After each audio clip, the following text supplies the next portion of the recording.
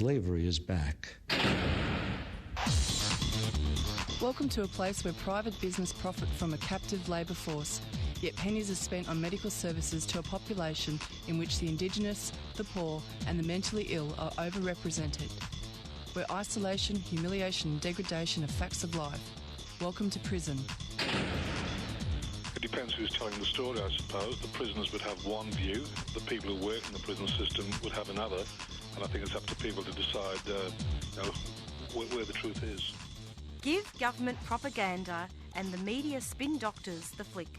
And check out Doin' Time for news, views and tunes on prison issues from Guantanamo Bay to Christmas Island to prisons and detention centres everywhere.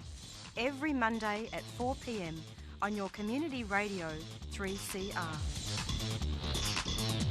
We are still fired up and we're still talking about revolution. Hello and welcome to the Doin' Time show. This is 3CR Community Radio, 855 AM on the dial, streaming live on www.3cr.org.au. This is Marisa and I'll be taking you through until 5 o'clock this evening. On today's show, we'll be speaking firstly with Alice Drury, who is the senior lawyer with the Human Rights Law Centre. And we'll be speaking with Alice about the latest media release, or one of the latest media releases from the Human Rights Law Centre, looking at the fact that charities have lodged urgent requests for UN intervention to prevent attack on advocacy. The Doin' Time show has not only had a long-standing tradition with interviewing prisoners about their lived experience, but we also interview people and communities that have been deprived of a voice. And this is going to be such a show. And then after that, after Alice, we'll be speaking with Samantha Connor from People with Disability Australia, and we'll be speaking with her about a media release entitled Advocate Calls for People with Disability to Have Vaccine Choice. And we'll be speaking with her not only about the coronavirus vaccine, but also looking at some of the disturbing issues that have emerged in regards to lack of access for people with disability. So coming up first of all, we'll speak with Alice very shortly, but before we do, just wanted to give a little bit of an intro. So basically 12 charities, including First Nations, religious and human rights groups, have written to 3 UN special rapporteurs requesting urgent intervention to stop new rules being proposed by the Morrison government, which could shut charities down for speaking out. And the UN petition is being made on the basis that the new rules would breach the rights to freedom of expression and assembly, which are protected under international human rights law. So we'll be speaking with Alice in just one moment, but right now we'll leave you with a quick community services announcement. More than 70 innocent refugees are still being indefinitely detained in detention centres and secure hotels around Australia. Over recent months, many fellow detainees have been released onto bridging visas. Those remaining are desperate to know why they are still held. It is indefinite, it is cruel, and it is unlawful. Every day a group of supporters protest this brutality outside the Park Hotel at 701 Swanston Street, Melbourne, where 11 men remain trapped and whose hopes are fading and whose mental health is declining. The aim of the protests is to raise awareness of the situation for the general public, but also to show support and solidarity to the men inside. It is also for the approximately 200 refugees still held offshore. Please come along any weeknight at 6 p.m. or weekend at 3 p.m. And you've just tuned into the Doin' Time show, 3CR. And on the line, we've got Alice Drury from the Human Rights Law Centre. Hello, Alice. Welcome to the program. Thanks, Marisa. Good to be here. It's lovely to have you. Now, I was just having a look at the media release, and there's a really excellent quote from you, and I was wondering, it talks about, you were mentioning the rules would silence charities at a time when their advocacy is more crucial than ever. Could you just introduce yourself and then talk about what's going on with all this? at the Human Rights Law Centre, I work on in a space that we call democratic freedoms, which is unfortunately often trying to stop the government from introducing pretty bad laws that are pretty undemocratic. And it's been a fairly busy space the last few years. And this is one of those laws. And, it's been a really tough couple of years for Australians. We've faced unprecedented crises from the pandemic to bushfires, to floods, economic recession. And charities have been on the front line supporting Australian communities through these crises. In this moment, the Morrison government should really be supporting charities and welcoming our advocacy, not threatening us with laws that could shut us down for speaking out. So basically, these proposed laws have nothing to do with democracy. Can you just talk a little bit about some examples of charities and what they could supposedly do wrong to be closed down? We firmly believe that these regulations will be very undemocratic and really troubling. And effectively what they do is say to charities, if you commit a really minor offence, in particular in relation to peaceful protests, then we might effectively shut your entire charity down. And that includes, if a staff member decides to go to a peaceful march. It could be, March for Justice or an Invasion Day rally or, just like I heard just now, like your ad for a peaceful protest against, indefinite detention for refugees and asylum seekers in Australia. If your staff member blocks a footpath, then that's enough to actually deregister a charity under these regulations. I hope that doesn't go through, Alice. That's actually quite concerning. It's concerning, and we're really worried. The whole sector is really worried. We've got, well over 50, 60 charities calling on the government not to introduce these regulations. It doesn't need to. There's no problem that it's really trying to fix. The ACNC, the Charities Commissioner himself, admitted in Parliament that there's no widespread problem that these regulations are trying to address. So it's a major concern and really unnecessary. So what is the Morrison government's rationale for putting in these new rules, do you think? The Morrison is following through on a promise that it made after animal rights protesters blocked traffic in Melbourne CBD and some of them went to farms and other places where I understand there was factory farming to protest. And so the Morrison government is sort of responding to those series of protests by saying if you're a charity and you engage in any conduct like this or in any way support conduct like this, then you should be deregistered. So it's the Morrison government believes that it's following through on that promise. We think that the whole premise of that promise is wrong and baseless. But not only that, it's actually capturing almost all of Australia's 59,000 charities with this one regulation to capture. And when is this being debated? Sorry? When would this be debated?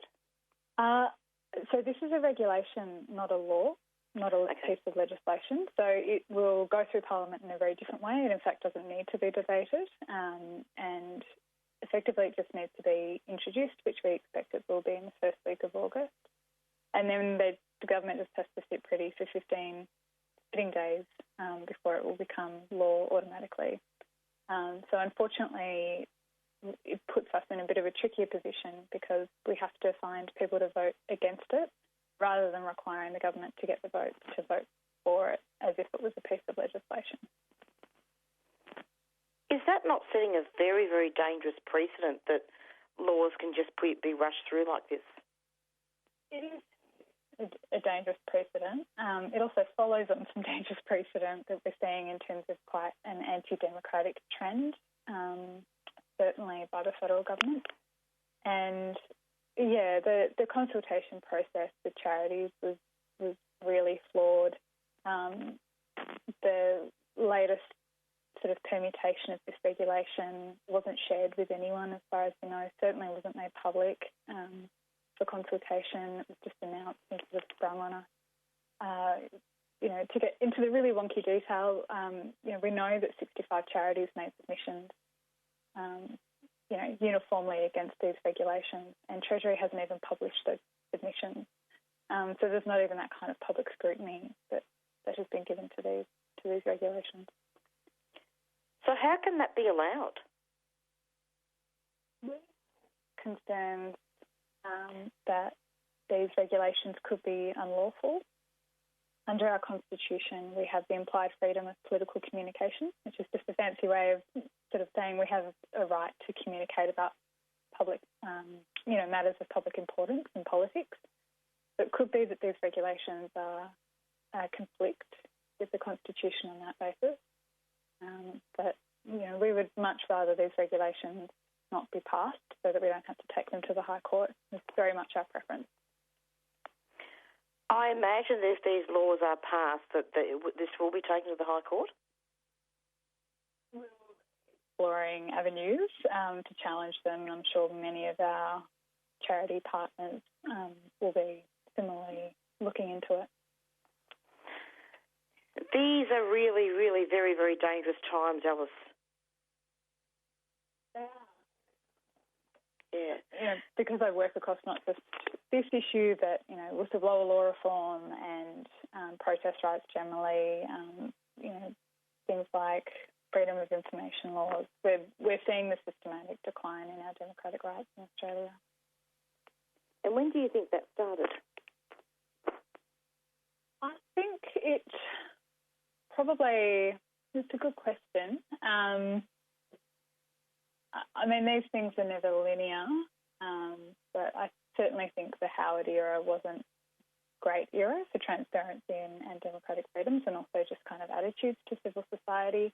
And it was during the Howard era that we saw the first curtailment of charities' ability to advocate on their issues. Howard certainly, attempted to undermine charity advocacy in that way, and we saw a continuation of that trend under Turnbull, under Abbott, and now we're seeing it under Morrison. Well, it's about time that the Liberals were voted out then. We would very much welcome any government that did not commit these sustained attacks against charities. Whilst the pandemic is real and we need to ensure that the coronavirus doesn't spread, would you say that the health orders emerging from the pandemic have had a decline of people's rights? We believe that the health orders in every state and federally need to comply with human rights. That means that they need to be necessary, they need to be proportionate, and at times that does include restrictions on the right to protest in the case of a pandemic, a public health crisis like we're seeing now. That's why at the Human Rights Law Centre we strongly back a Charter of Human Rights like we have in Victoria. We believe we need a charter at national level because that gives guiding principles to governments to make sure they don't act disproportionately to curtail people's rights. Alice, thank you so much for that. You sound a bit faint. Are you able to just try and speak up a little bit? Sorry about that. Beg your pardon. Is that better? Yeah, that's much better. Thank you. You sound great. So what about moving on now, and I know you're not representing an Aboriginal organisation, but nevertheless, I really would like to ask you a general question in regards to these proposed changes to charity regulations. How would that jeopardise Aboriginal and Torres Strait Islander communities' self-determination?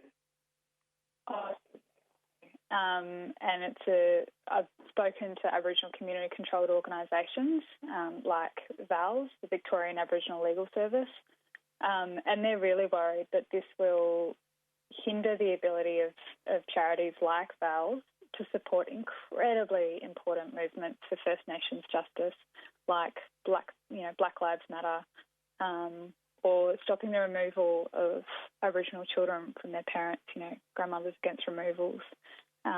So I think this is a really significant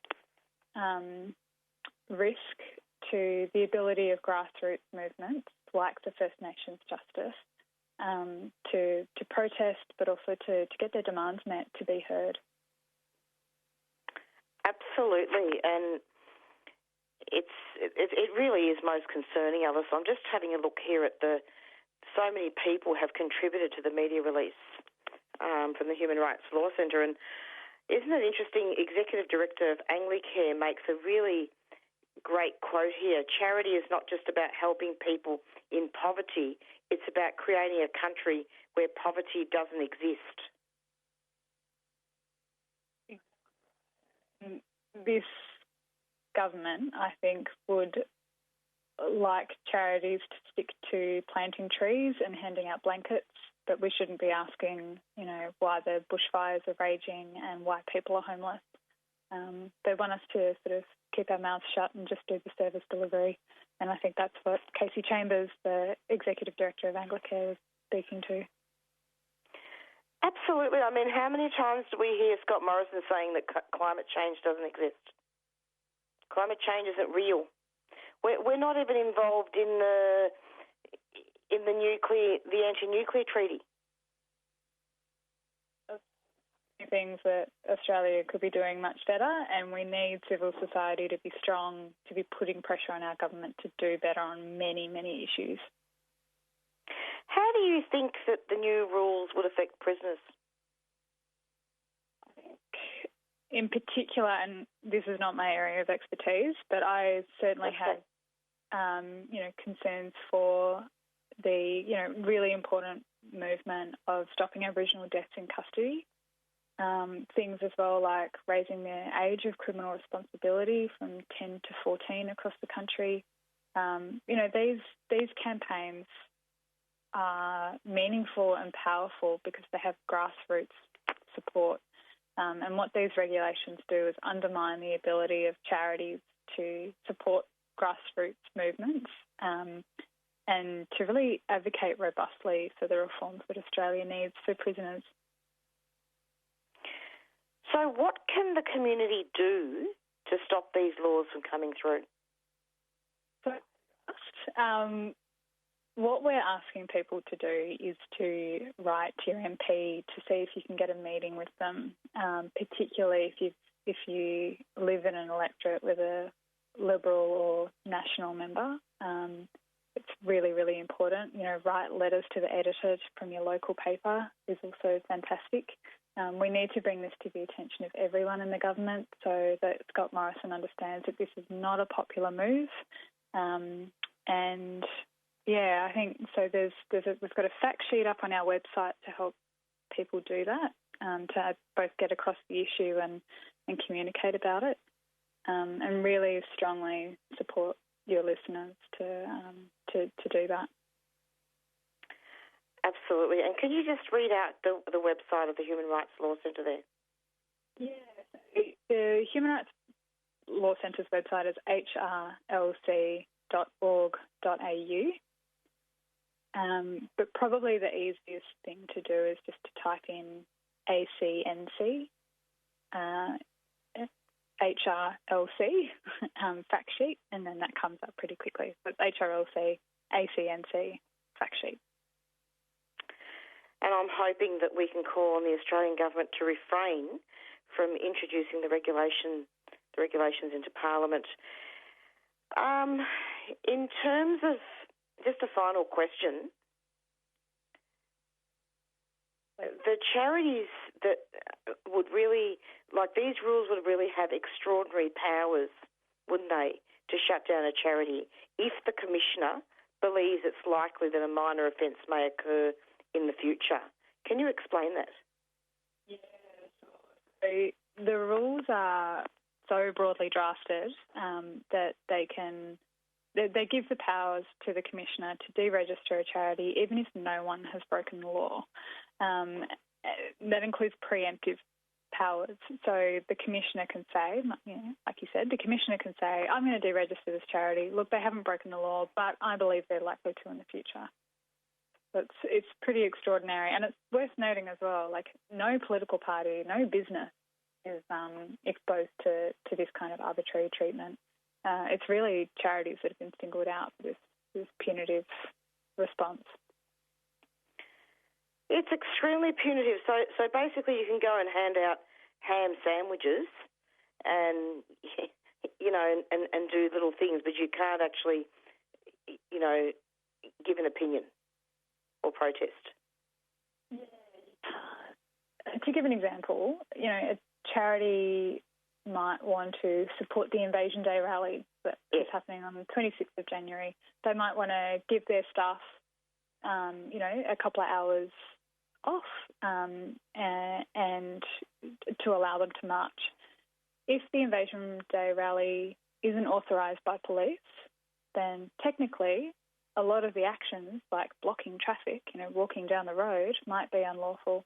The police don't treat it as unlawful. The police aren't going to arrest anyone. There's, you know, long-standing sort of understanding that the police won't do that. Nonetheless, the charity that's allowed their staff to attend could be deregistered. Even worse than that, if the charity tweets about the, you know, Invasion Day rally, then that could be enough to see it deregistered. Oh my God, that sounds terrible, Alice.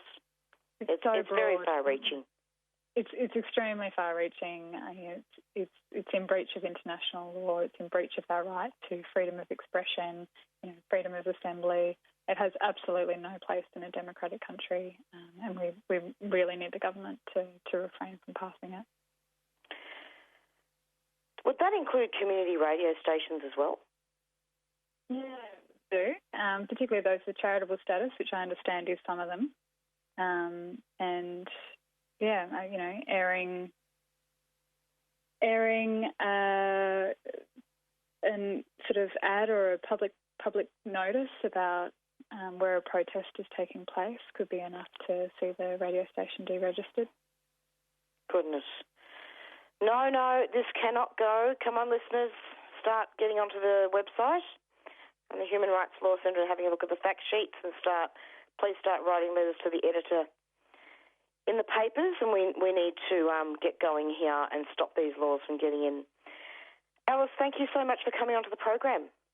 Really appreciate your time. Thank you. Thanks a lot. Take care of yourself. You too. Bye-bye. Bye-bye.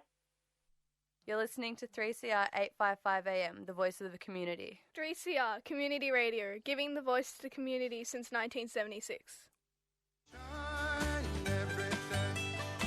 Female identifying artists aged 18 to 35 are invited to enter the Ellen Jose Art Award, a $15,000 non-acquisitive award. Ellen Jose was a pioneer in Australia's urban Indigenous art movement and a radical activist and social justice campaigner.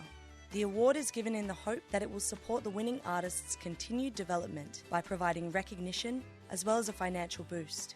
All 6 finalists will receive an artist fee and have the opportunity for their work to be professionally presented in an exhibition with an accompanying publication. The award is a partnership between the Ellen Jose Memorial Foundation and Bayside City Council.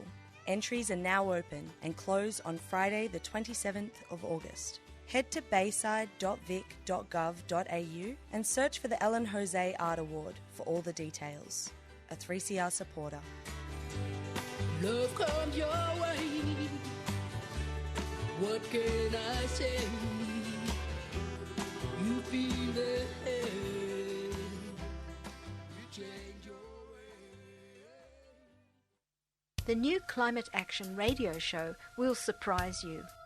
Well, first of all, I'm not a believer in global warming. I'm not a believer in man-made global warming. And so you'll hear voices from all around Australia and overseas that are taking all types of climate action, whether it's stopping coal and gas, whether it's building a new model of society, or whether it's just sustaining you in the grief you may feel about the climate destruction we're facing. And in that spirit, here's a poem by Rumi. Stop, take a breath, for you are drunk, and we are at the edge of the roof. This is coal. Don't be afraid. Don't be scared. It's coal. It's coal. It's coal. Tune in every Monday at 5 p.m. to hear the Climate Action Radio Show. We've got a common enemy. The same government that locks up these refugees just behind us here at the Park Hotel is the same government that's going for our rights, trying to attack the very limited gains that casuals have. And so when union activists take up the cause of refugees amongst their fellow workers, it's not an act of charity. It's about building workers' united self-defence mechanism, understanding that we're all part of the same battle. Subscribe to 3CR in 2021. Feed Radical Radio. Subscribe today. Go to 3cr.org.au/subscribe or call the station on 94198377.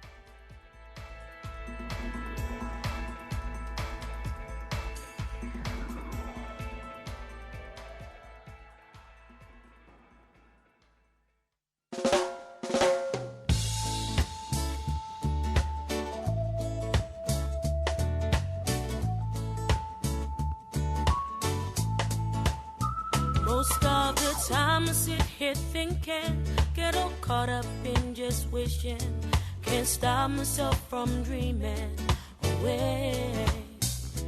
Then I ask myself some questions, is there something here that's missing? Have I got any of these answers in my head? Ooh, sometimes I don't know what I'm searching for. Ooh, got my back up against the wall. Ooh, I gotta be careful, 'cause I might fall. Ooh, I know there's something here that's missing. Something here that's missing. Even on the sunniest, brightest days, I wake up and it's hard to find my way. Yesterday's it never turns out to be. Then through the rains, the ups and downs, I gotta keep myself from higher grounds. Only gotta be true to this one person, that's me. Ooh, sometimes I don't know what I'm searching for. Ooh, got my back up against the wall. Ooh, I gotta be careful, 'cause I might fall. Ooh, I know there's something here that's missing. Yeah, something here that's missing.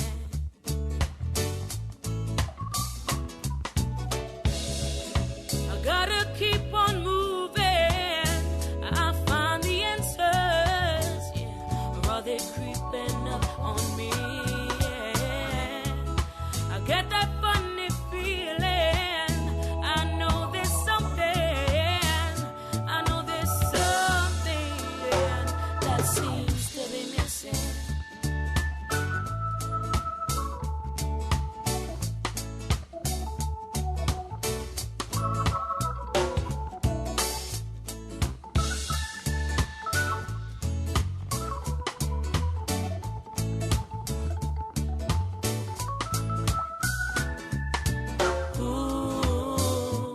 Sometimes I don't know what I'm searching for.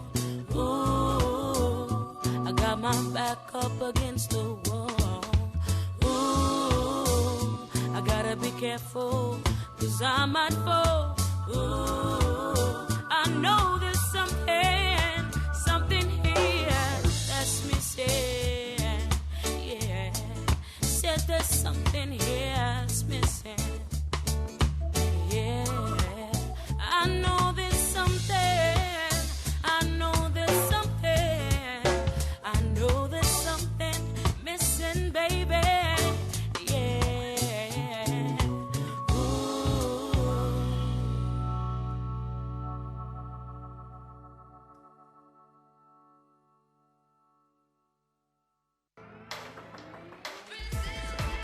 I really am not understanding why people aren't seeing the fact that prisons are an integral part of of a public health response to a pandemic. Like you, I'm really concerned about whether the data is being released very honestly about illnesses within prison. I have suspicions it's not, but really we need very strong leadership in this country that actually cares about people inside our most vulnerable populations inside. That's what we need, and that's not what we're getting right now.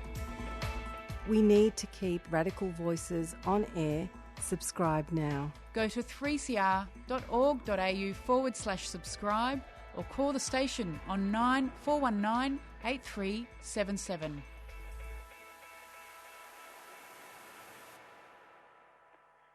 And this is 3CR Community Radio, 855 AM on the dial, streaming live on www.3cr.org.au, and this is the Doing Time Show.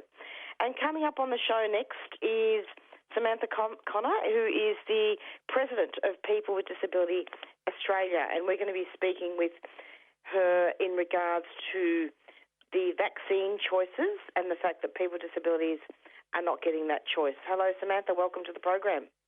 Hello. Thanks for having me. It's lovely to have you. Now, this is a very, very disturbing thing, isn't it, when people with disability are not getting the choices in terms of the COVID vaccine. Could you just talk a little bit about what's going on? Absolutely. So the issue with, with people being put in the 1A and 1B rollouts is not because people were old. There were two reasons that people were prioritised. One was that they had medical conditions, which would cause them to be more at risk of having bad outcomes and dying of COVID. And the other thing is that they tended to live in congregate settings. So when you live in a place that's essentially the non-floating Ruby Princess, then you're highly vulnerable because you have shared care. So in recognition of those things, people who lived in residential disability accommodation and people in aged care accommodation were prioritised in the 1A rollout. Unfortunately, health and disability is very separate from each other, and they haven't realised that people with disability tend not to live in 100-bed wards anymore, because if you're 17, you are entitled to live a usual life, but sometimes people live in smaller institutionalised settings. And so they just didn't vaccinate a whole bunch of people until we started shouting, and consequently, while we're opening this up to children, adults with disability in those residential aged care settings, those residential settings have been left behind. Indeed, and I believe that some residents and workers at a disability group home caught the virus. Yeah, that's right. And so I think this is a 6-bed home. So there were a group of residents. Most people haven't. I think there was something like 9% last time I looked at the numbers, which was a few weeks ago, had been fully vaccinated out of the whole of that cohort in 1A, and nowhere near Group B, 1B. So the fact that they caught it isn't surprising. Our concern is, making sure that people are vaccinated now as a matter of priority, and that we get people's choice of vaccine out to them, because a lot of disabled people can't take one vaccine or the other. So they need to be prioritised and given those vaccines as a priority to make sure that the most clinically vulnerable people are safe. So people with disability are not getting the choice of what vaccine to take?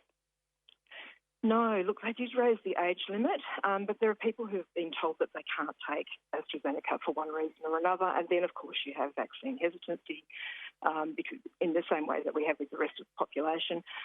But some people haven't been able to get one or the other because of the region that they live in. So I know people who are in group homes in Newcastle in New South Wales who can't get vaccinated at all.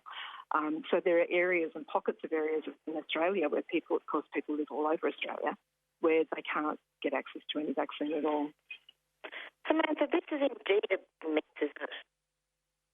It really is. I think the issue for us is when we're talking about opening up, people are saying we need to have a minimum number of people vaccinated, but absolutely we need to make sure that all of the people who are clinically at risk, so people who are in the 1A and 1B rollout, need to all be vaccinated. As many people who are entitled to be vaccinated need to be vaccinated before we have any discussion about rolling out, and also to, distributing vaccines out to the rest of the population. I mean, Victoria is in a lockdown at the moment, and also New South Wales and South Australia. And they're saying, well, you know, we're going to be having more lockdowns unless you get vaccinated. But what about critical disability groups? They're not getting that? Absolutely. And you also need to remember that, you know, for a lot of people with disability, there's essentially been lockdowns at the beginning of last year. That includes in their own homes, you know, so a lot of people are terrified of catching a virus or, you know, will be at risk if they're in an area right now.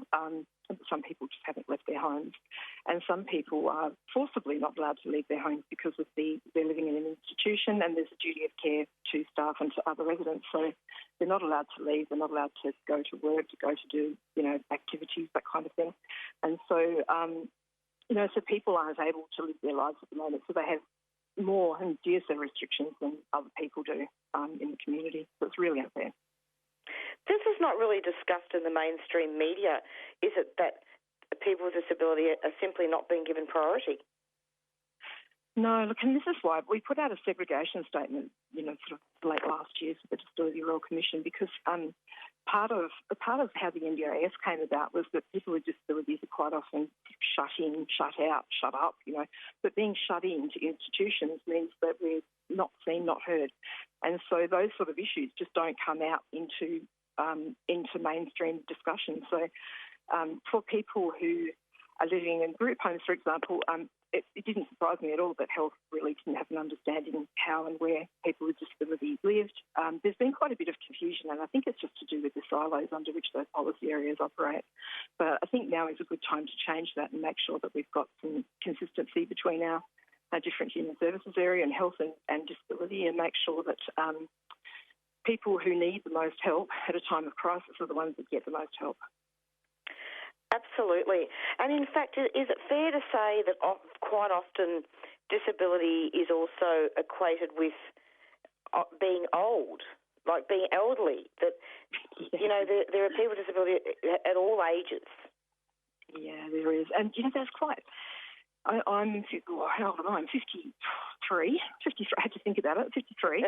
And so, you know, I'm a manual wheelchair user, and the person who I have limb-girdle muscular dystrophy, which puts me into the category of people who die if they get COVID. So it's kind of one of those things where it's a really unusual circumstance. But when you're listening to people who are sort of saying, well, you know, it's only 3% of the population, I can tell you what, when people are talking like that and you're one of the 3% of the population, it becomes a hell of a lot more important, especially if it's your, you know, 10-year-old child with Down syndrome, for example, who's not going to be able to be vaccinated and 3 times as likely to die, or, you know, so there's some really big issues around this that people aren't talking about. And, you know, we don't believe that older Australians are of less value because of their age. But you know, we are actually talking about children, and we're talking about clinically vulnerable adults as well. Are you able to comment briefly just on how you would see the plight of people with disability who are in prison? There's a really, really high percentage of people with disability in prison. Look, I think it's a massive issue, especially for First Nations people. You know, almost half of, it's between 40 and 60% is the anecdotal amount of people with disability who are First Nations as well, and have chronic health conditions as well. And so when you add chronic health conditions on the top of it, you add diabetes, you add you know, obesity, people who are amputees, people who have heart and cardiorespiratory conditions. We've got a really high number of Aboriginal people in Western Australia, so they're highly, highly, highly susceptible to COVID. I think what people aren't understanding is that we're talking about congregate environments and institutionalised settings, and we're also talking about points of transmission. So that means any place where you have a big number of people who've got a person, you know, they're sharing people going from person to person, means that they can, you know, that person can effectively become typhoid Mary, and that goes for people who have shared support workers in the community and a highly casualised workforce as well. Insecure work. Yeah, it's. I think it's going to be a really, really tricky thing to navigate if the protests on Saturday has a bad outcome, I think. What was that? What was on Saturday?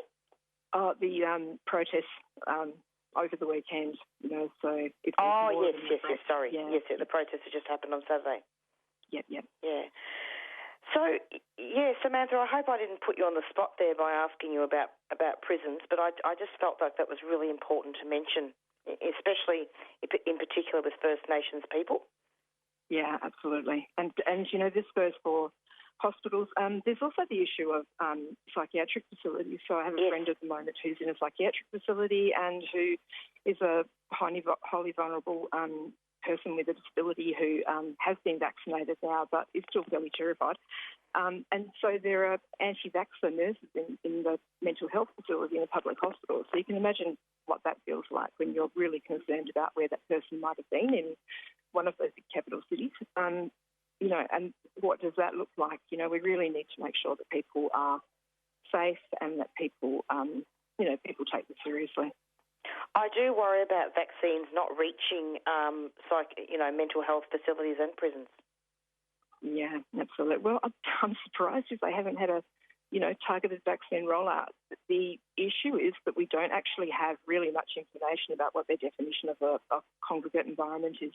I know that they're using the sort of national vaccine register, and they're also using NDIS data, but they're not necessarily capturing all of the places that people with disability live and also other vulnerable people live. So there's boarding houses, for example. There's a boarding house list on the internet now, which is after years and years of work for New South Wales. And so people live quite often in places where they're living below the poverty line. They usually don't have access to a great deal of information as well. And I would be very, very surprised to find out that they've been granted access to vaccines or would even consider themselves to be part of the 1B rollout.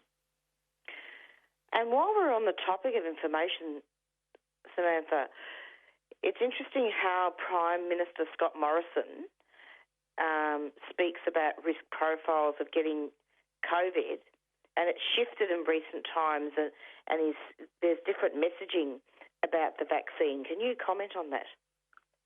Well, about different vaccines, sorry. As far as my personal opinion, it's not great at the moment. But look, I think we would encourage government to do everything that they can to instill confidence and trust in people, and that means communication that's clear and transparent. That means being accountable. And, I don't want to do the St. Mark or St. Dan line because, I don't think anybody's the same, but I do think that the kind of no bullshit line that both of those men have had as premiers, and, when people say, what about this? And they say, look, I just don't know. Because it is an emergency. People don't know. And I think people are a lot more receptive to that than they are to spin. I think people are a lot more receptive to truth, even when it's not the truth they want to hear, because then we've got somewhere that we know that we're not floundering, confused and in chaos, and we've got a little bit of trust in government to do the right thing. So, so I think that is something that maybe could be worked on, and making sure that people start to get, this is the way forward for us, is to have a vaccinated nation of people who trust science, trust medicine, and trust our government in the end. The problem is that it's not the government isn't being transparent, and my concern is, and this is just a quote from the media release, which I agree with, that some people with disability prefer Pfizer as an option regardless of their age, but others younger than 60 want AstraZeneca. Absolutely. And look, one of myself and the previous president of PWDA, or the one before last, both had the same conversation with our doctors. We said, would you be vaccinated if you were right? And both of our doctors said, hell no, we wouldn't, And so this was right at the start of, we're both sort of between that horrible age of 50 to 60. And so there was a choice of having Pfizer or having nothing, and we couldn't get Pfizer. So there was this thing of, okay, well, what does this look like? Do you just stay home for the rest of your life? That's not going to work. So, there are some really big concerns. I know people who have had really good discussions with doctors and have still had a slight adverse reaction, but it's very, very, very minimal. I do think that people with disability are more likely to experience an adverse reaction for some conditions, and they've been talked about a fair bit, but there aren't any discrete studies about vaccine reactions and disabled people. So really it's just down to local and good medical advice. Absolutely, absolutely.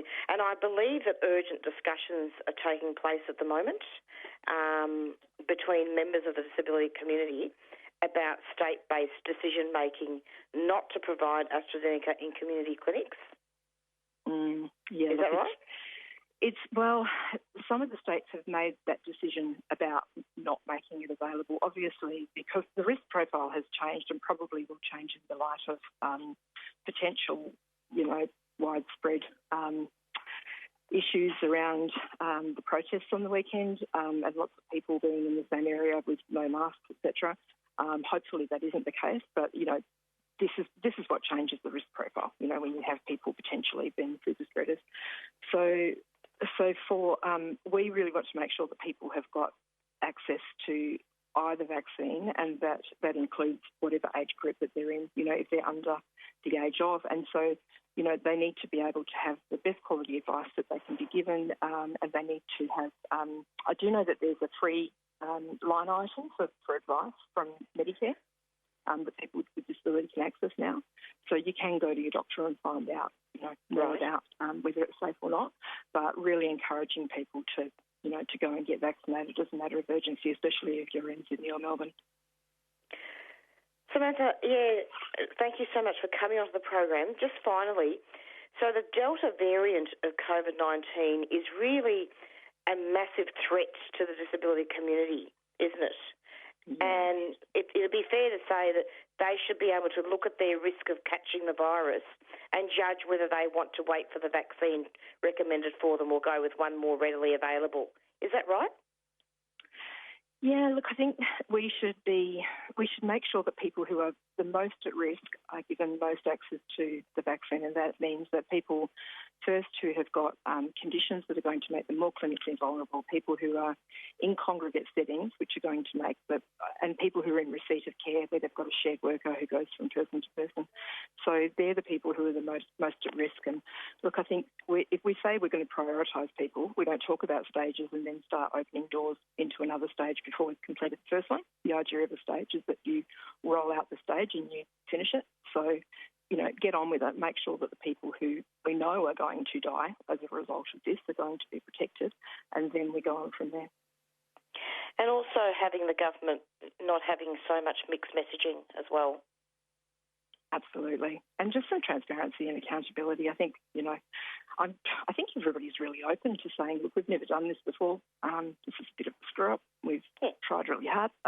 We really want to talk to you and get some expert advice. Our phone lines are open for anybody in, Sydney or Melbourne who needs some help around this. If you're a person with a disability and or a PWBA member, you want to speak to someone about it, then give them the office a ring or the Disability Gateway a ring. There's a COVID line. There's a lot of places you can go to, but also government and advisors if they need help with this stuff.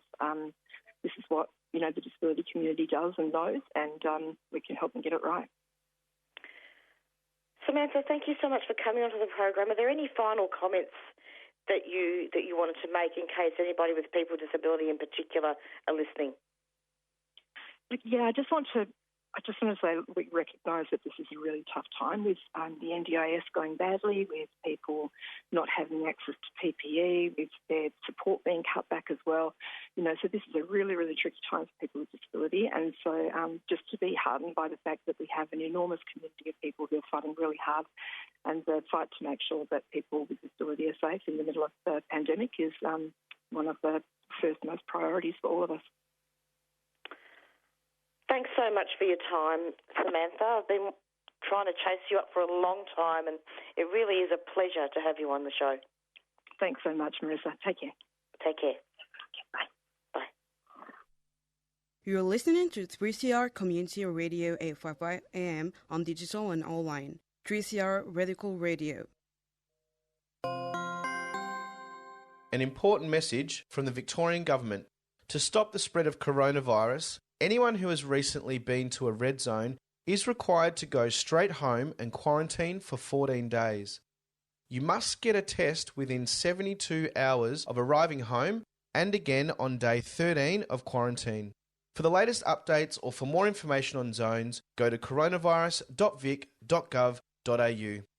Authorised by the Victorian Government, Melbourne. A 3CR supporter. A message from Victoria's community sector. I'm looking forward to not worrying that my patients are going to die of COVID. To no one else being separated from their mum in aged care. I'm looking forward to our wedding and having our family and friends from overseas here with us. I really want to see my mum. I'm looking forward to being able to welcome guests without a mask on. To having all the sports back to normal so that my family members can come and watch me play. I look forward to performing in front of a big crowd again. So please, get vaccinated. Please get vaccinated. Please get vaccinated. Let's get back to the good things. I ask you to get vaccinated. For all of us. Please get vaccinated.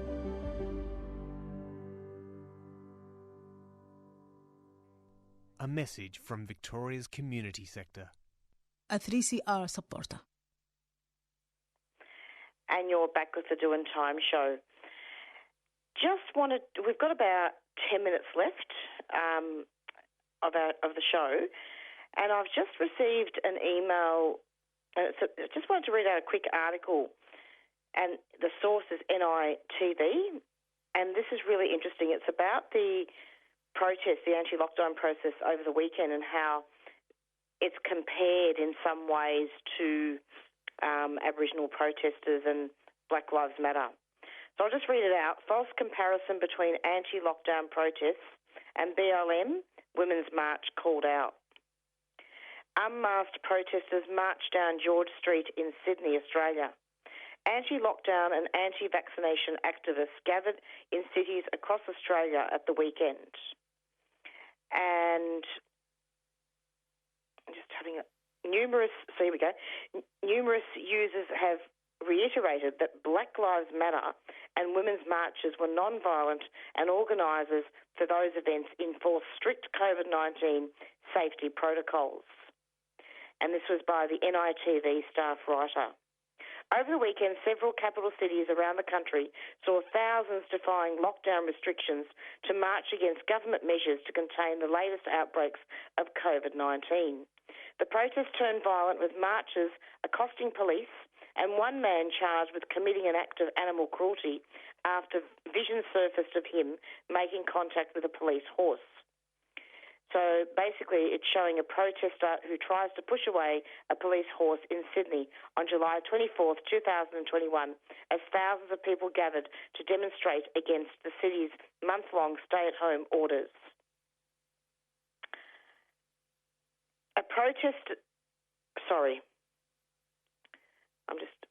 Following the protest, former ABC journalist Emma Elarisi was pulled up after she compared them to Black Lives Matter and women's marches. While many expressed anger and frustration at the gatherings, Elarisi took to Twitter to draw a parallel between the confrontations and previous marches. Everyone, including police, was attacked at the Black Lives Matter protest and the Women's March. Why is it more outrageous this time? She asked. Don't be left or right, just be consistent. The comparison drew swift condemnation and repudiation from social media users. Miss Elarisi then followed her tweet up with a second saying, "Attacked doesn't have to be violence. Words can wound people too. Think before you troll." Many users in the replies identified that they had themselves attended both of the marches Ms. Elarisi referenced, and reiterated there was never any violence seen. The official account of the Sydney Morning Herald's photographic team even responded. We had several photographers at the Black Lives Matter march, and it was a very peaceful protest. Apparently it was like being at church, exemplary in making a point without the use of fire eaters and boxing moves, it said. There are fears that the coming days and weeks will prove the weekend's protests as super-spreading events. There were similar concerns last year, but given the strict safety measures that organisers of Black Lives Matter protests implemented. That didn't eventuate. On Sunday, New South Wales Police Commissioner Mick Fuller described the organisers as anarchists who, unlike Black Lives Matter protesters, took to the streets in June last year, did not formally register their rally. There are no organisers that we can take to the Supreme Court to stop the process happening, which means that they're a bunch of anarchists, he said. Crime Stoppers New South Wales has received more than 10,000 tips helping police identify more than 200 people who attended, and a strike force is analysing footage from social media, CCTV and police-worn body cameras to identify the culprits. Meanwhile, Victoria's Assistant Commissioner, Luke Cornelius, rejected suggestions police acted hypocritically in comparison to the Black Lives Matter marches in 2020. Yesterday was very different, he said. Where we can identify these people, we will knock on the door, ask them to explain themselves, and if they were there protesting, we will issue them with a fine. Authorities have warned anyone planning to organise or attend a second anti-lockdown protest that they will be arrested. Community leaders urge Western Sydney to get vaccinated as COVID-19 spreads. Health professionals say confusion and misinformation are to blame for the widespread protest. So there's quite a few issues there, and I just wanted to read that out because given the earlier interview that I did with Alice Drury from the Human Rights Law Centre, there are quite a few laws coming in, or hopefully not coming in. The Morrison government wants to deregister charities. Please write letters to the editor and start doing some work, if you can, listeners, in regards to trying to stop that. 3CR is a charity as well. By the way, anarchist is about voluntary cooperation. It's not about violence. So I thought I'd mention that too. We're nearing the end of our show. Just wanted to read out that article because the Black Lives Matter protests were very, very safe. So tune in every Monday from 4 to 5 for the Doin' Time show, and we'll be going out with our theme song, Black Fella, White Fella, from the Rumpy Band, and stay tuned for Climate Action show next. Thank you. Take care.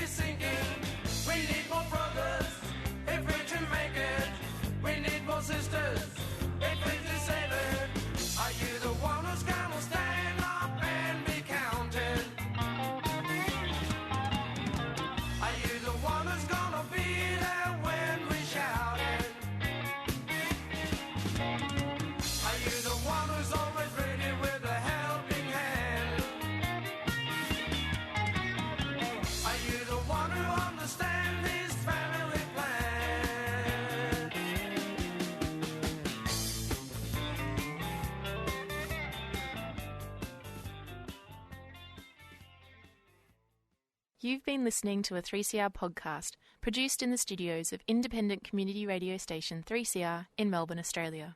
For more information, go to allthews.3cr.org.au.